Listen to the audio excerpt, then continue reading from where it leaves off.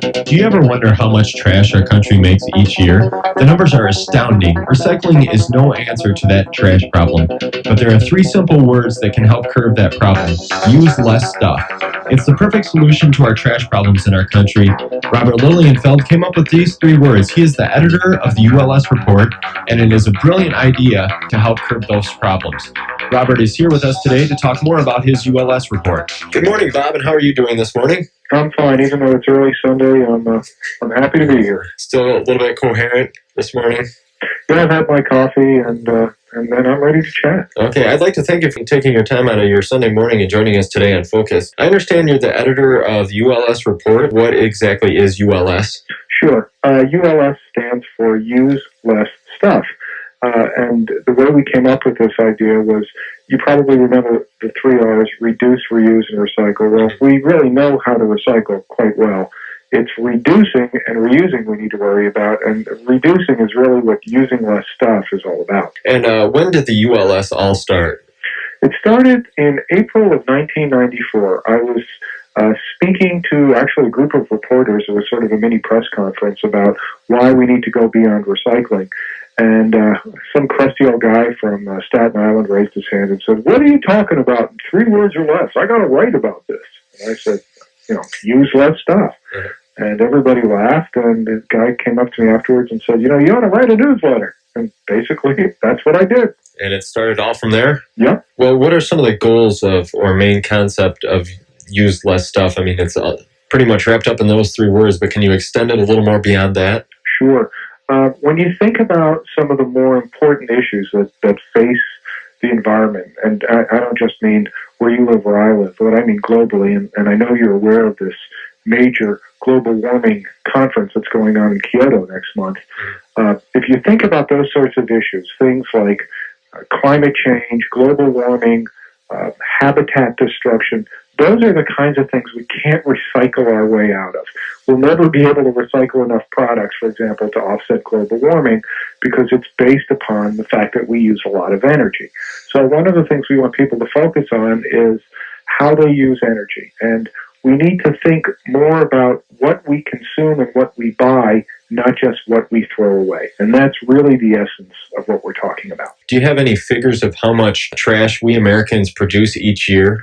Yep, and I think the number will astound you. It's 210 million tons, which works out to be 3/4 of a ton, about 1,600 pounds per person.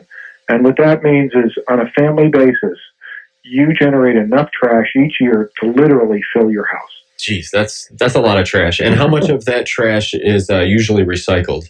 About 25%. And we've really done an excellent job in terms of getting the recycling rate up. In 1960, it was only about 7%. Today, it's 25%. That's the good news. The bad news is that we throw away more stuff at a faster rate than we can recycle it. So it's kind of like an iceberg. The part that we see, the smaller part, is the part we recycle. It's that big part that we don't see that we really need to start thinking about. Yeah, definitely. Now, is it because we produce more garbage today? Is that due to the products that we are consuming as consumers or buying as consumers? Are they using more packaging these days to wrap products? No, actually, they're using less. The reason that we're throwing away more stuff is based on 2 things. Number one, the population continues to grow, and even at a slow rate. It's such a big country, 250 million, 260 million people a year, that even at a slow rate of about 1%, that means that the equivalent of the city of the size of St. Louis, 2.5 million people or so, kind of springs up in the country every year. The other thing that it is, and this is the one that really surprises people, is household growth. Because we're living longer, because we're more tolerant of things like divorce, we have more and more households than we ever did before. And if you think about it, it's not people that create garbage, it's households. So the real issue is not that we're being bad, per se. It's just that socially, we're more accepting of a lot of things, and we therefore have more households, and more households create more garbage. You're saying basically we're headed to produce more garbage in the future. Do you think we're going to head in the right direction by recycling more in the future, as far as figures show now? It's going to help, but even if we recycle more, recycling only deals with our after the fact behaviors. In other words, you can't recycle something until you buy it. Mhm. And so what we have to start doing is being smarter about what we buy and how we buy. And the other thing is, as I was saying before about global warming, for example, driving our cars is probably the most environmentally destructive thing we do. And that's because we use energy. And the energy we use is non-renewable. It releases carbon dioxide and it releases pollutants. You cannot recycle energy. So when you look at the really big issues, we have to think about more than recycling, as important as recycling seems. Well, yeah, that is a great way to think about it. And recycling kind of solves a problem we've created, and we might as well start with the root of the problem and stop it right there by not even using more stuff. What are some of the ways people can reduce the trash that we produce and use less stuff? What are some helpful ways? Well, this time of the year, probably the biggest thing is food. And the smartest thing you can do to reduce food waste is to plan ahead. Think about your holiday meals, for example. Thanksgiving is coming up. Think about how many people are going to show up for Thanksgiving. How much are they going to eat? Do they have any dietary, special dietary needs? Did they eat your cauliflower surprise last year? Think about that so that when you prepare the meal, you make the right amount of food for the right amount of people.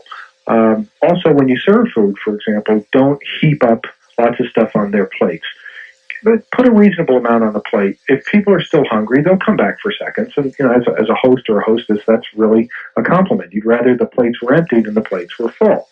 The other tip I like to give people is think about your leftovers before you start cooking.